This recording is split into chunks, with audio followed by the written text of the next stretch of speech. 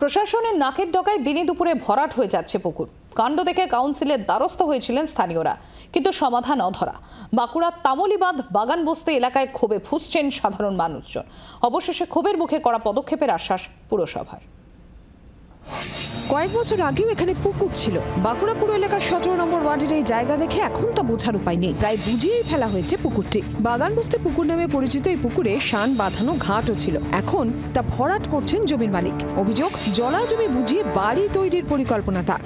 আমাদের জায়গায় ভিত্তি আমরা ঘর করব, পুকুর ভিত্তি কি ঘর করা যায়? সেটা আমরা বাস্তু করে নেব। তো আমরা আইনত বাস্তু করে ঘর করব। প্রশাসনকে বুড়ো আঙুল জমির মালিকের, তবে সরব হয়েছেন এলাকাবাসীরা। জানেন স্থানীয় কাউন্সিলরও। আমাদের বারবার কাউন্সিল জানানো হয়েছে, কাউন্সিল জানে, কাউন্সিল বারণ করেছে, কিন্তু তা সত্ত্বেও পুকুরটা কিছু জীবন হচ্ছে সেটা আমরা জানি না।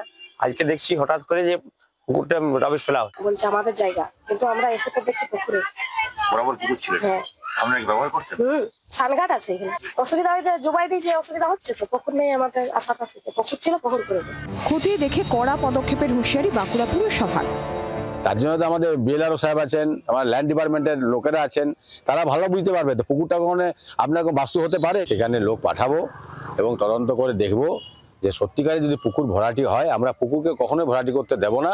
আমরা বাঁকুড়া পৌরসভার থেকে যথাযথভাবে কড়া ব্যবস্থা গ্রহণ করব। ইদানিং খাস কলকাতাতেই একের পর এক বহুতল হেলে পড়ার ঘটনা সামনে আসছে। অনেকাংশেই দেখা গিয়েছে জলা জমির উপর তৈরি হয়েছে বহুতলগুলি। এমন পরিস্থিতিতে বাঁকুড়া পুর এলাকায় জলা জমি বুঝিয়ে বাড়ি নির্মাণের পরিকল্পনা কবে ফিরবে হুঁশ? বাঁকুড়া থেকে মৃত্যুঞ্জয় দাসের রিপোর্ট, জি24 ঘন্টা। বাংলার আওয়াজ, বাঙালির আবেগ, জি24 ঘন্টা।